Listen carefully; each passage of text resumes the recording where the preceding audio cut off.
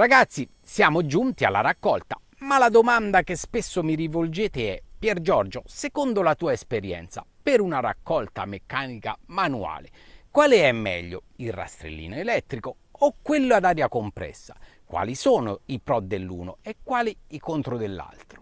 Quali dei due potrebbe adattarsi alle mie esigenze? Beh, oggi con questo video andiamo a scoprire tutti i segreti di questi due rastrelli che servono tutti e due per raccogliere le olive, ma sono differenti l'uno dall'altro. Andremo a vedere nel dettaglio come funziona un rastrellino elettrico e come funziona un rastrellino ad aria compressa, in modo che anche voi serenamente potrete scegliere quello che fa al caso vostro, perché il contadino, ragazzi, deve avere scarpe grandi, bravo, e cervello fino. Andiamo subito al video. Ah, mi dimenticavo, nel box informazioni che sta sotto al video, basta cliccarlo e si apre il menu a tendina, trovate tutti i link che sono di vostro interesse. Basta cliccarli, andate dentro e potete vedervi le caratteristiche, i prezzi, insomma, di tutto. Iniziamo subito e andiamo spediti come un treno. Mi sono recato in un punto vendita da un carissimo amico e ho preso un po' di attrezzi per girare appositamente questo video. In questo caso parliamo di macchine del marchio Castellari. Iniziamo ad osservare velocemente il rastrellino elettrico e poi andremo a scoprirlo anche nei dettagli. È costituito da una testa mossa da un motore elettrico, in questo caso un motore da 30 volt, ci sono anche i motori da 12 volt, non vi preoccupate, dove ci sono i denti lunghi sottili per raccogliere le olive. Alla testa del motore è collegata un'asta in alluminio telescopica.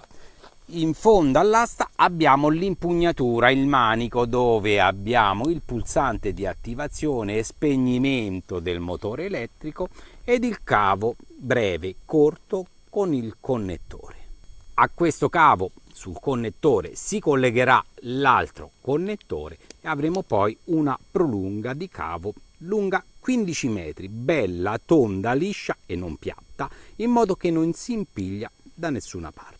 Al termine dei 15 metri del nostro cavo troviamo il booster. Il booster è un elemento che ci permette di innalzare la tensione della batteria da 12 volt a 30 volt, in modo che alimentiamo il nostro motore elettrico professionale. Il rastrello professionale con il motore da 30 volt va bene per chi ha molte olive da raccogliere, quindi c'è questo elemento in più, ma ci sono anche rastrelli che hanno il motore da 12 volt, quindi qui non troverete questo booster e collegherete direttamente il vostro motore, che è un 12 volt, alla batteria. Al termine del booster troverete i cavi con due morsetti. Il più lo collegherete il più della batteria e il meno al polo negativo della batteria. La batteria è sufficiente una 60-70 Ah, una batteria di una macchina. Se avete la 90 Ah come ho io, potete fare tranquillamente un lavoro che dura un'intera giornata e anche più. Cominciamo ad entrare nei dettagli. La testa, come vedete, la testa è leggermente inclinata, in modo che ci permette di raccogliere agevolmente anche le fronde più alte. I denti sono in fibra di carbonio, resistentissimi, e sono lunghi 35 cm. Alla base troviamo il bloccarami. A cosa serve questo bloccarami, quando utilizzarlo e quando invece vi consiglio di andarlo a togliere? La funzione del bloccarami, la parola stessa lo dice, è quello di bloccare il ramo ad un certo punto, a non farlo penetrare chiaramente fino in fondo. Ecco che su piante potate che hanno quelle fronde molto corte il bloccarami è consigliato, perché poi il bloccarami ci renderà più rigido il dente e quindi ha una funzione specifica di raccolta amplificata. Ecco che sulle piante appena potate che hanno fronde corte il dente, che è più rigido in questa parte qua finale, raccoglie molto meglio di avere un dente lungo così senza il bloccarami applicato. Consiglio invece di andare a togliere il bloccarami, che come avete visto è semplicissimo sfilare, è semplicissimo anche andare ad inserire quando noi abbiamo quelle belle fronde lunghe. Fuori abbiamo molte olive e quindi possiamo un po' spingere la macchina all'interno della fronda e raccogliere anche all'interno, perché non rischiamo chiaramente che i rami ci raggiungano il pettine, perché appunto abbiamo molte fronde sull'esterno.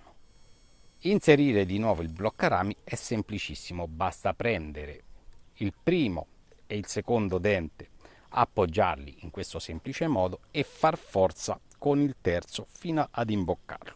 Dopodiché lo andrete a spingere fino in fondo. Il pettine che fa fulcro su questi due punti si muove a destra e a sinistra in questo modo qua e quindi riesce a raccogliere tranquillamente le olive. Comunque sia, vi dico subito che la parte che raccoglie bene del rastrello le olive è questa parte fuori il bloccarami. Veniamo adesso all'asta, in questo caso è in alluminio. Ci sono anche quelli in fibra di carbonio che sono più leggere, addirittura circa 200 grammi, però sono più delicate. Per allungarla è semplicissimo, basta aprire questo galletto e possiamo sfilare l'asta e rinfilarla. Per richiuderla basta chiudere questo galletto. Se a volte vi ruota l'asta, potete andare un attimo a stringere questa vite fino a che il galletto riuscirà a fare più forza, in modo da bloccarla completamente. Il pulsante posizionato in fondo all'asta è sempre molto comodo e ci permette velocemente di fare qualsiasi operazione di accensione e spegnimento. In fondo all'asta abbiamo un corto cavo con una baionetta alla quale collegheremo l'altra baionetta del nostro cavo. Semplicissimo l'inserimento, basta una piccola rotazione e abbiamo fatto. Come vedete, questo attacco a baionetta è liscio e non ha punti dove rami o teli possono aggrapparsi. Ora vi do una dritta. Il velcro che sostiene arrotolato il cavo, quando dobbiamo raccogliere, noi che facciamo? Togliamo il velcro e generalmente lo mettiamo da parte. No, è sbagliato, si fa così: si prende questo velcro e si va ad inserirlo intorno all'asta, cercando di posizionarlo subito sopra la baionetta. Quindi che fate? Prendete il cavo, lo posizionate in questo modo qua, subito dopo la baionetta mettete questo velcro e poi stringete bene. Ecco, adesso quando voi vi muovete e tirate il vostro cavo, vi impigliate nei rami, non c'è più nessun problema di andare a far leva, a far forza su questo punto qui che potrebbe essere invece il più delicato. Bella dritta, dai. Facciamo velocemente una descrizione anche del rastrello ad aria compressa e poi entreremo anche nei particolari. Abbiamo i due pettini che sono mossi dal motore pneumatico. È un pistoncino che si muove in modo alternato in avanti e indietro. Sull'impugnatura abbiamo il punto di sblocco del fermo e poi l'apertura dell'aria che ci permetterà di far passare aria e portarla al motore pneumatico e far muovere i pettini. Sul fondo della vostra impugnatura avete l'aggancio per il tubo dell'aria compressa, lungo anch'esso circa 15 metri. Allora, avete un attacco a baionetta, per inserirlo basta solamente far forza, spingere in giù e scatta la baionetta. Per sfilarlo invece dovrete con due dita prendere la baionetta e tirarla indietro e quindi vi si sfilerà l'aggancio. Inseriamo di nuovo il tubo premendo, prendiamo la parte esterna del cavo dove abbiamo l'altra estremità e la colleghiamo direttamente all'attacco a baionetta del nostro compressore. Semplicissimo. Per staccarlo, come dicevo, spingete un po' il tubo verso il compressore, fate un po' di forza e con due dita premete la baionetta. Vedete quanto è semplice? Iniziamo ad entrare nei dettagli di questa macchina pneumatica. Come vedete, i pettini si muovono in modo alternato, in su ed in giù, e questo permette di far meno danno sulle piante delle olive rispetto ad un pettine elettrico che invece muove i suoi denti a destra e a sinistra.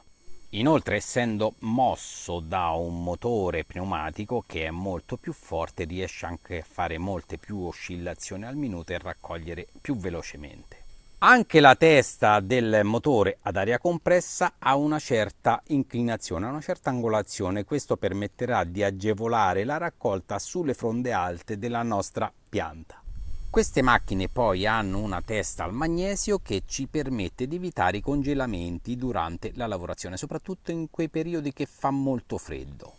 Se sul nostro motore elettrico del rastrellino non abbiamo nessun problema, perché la sera, quando abbiamo terminato di raccogliere le olive, prendiamo la batteria, la carichiamo e il giorno dopo già siamo pronti. Con quello ad aria compressa, siccome abbiamo un compressore, dovremo andarci a ricordare di acquistare la benzina e fare il pieno alla nostra macchina.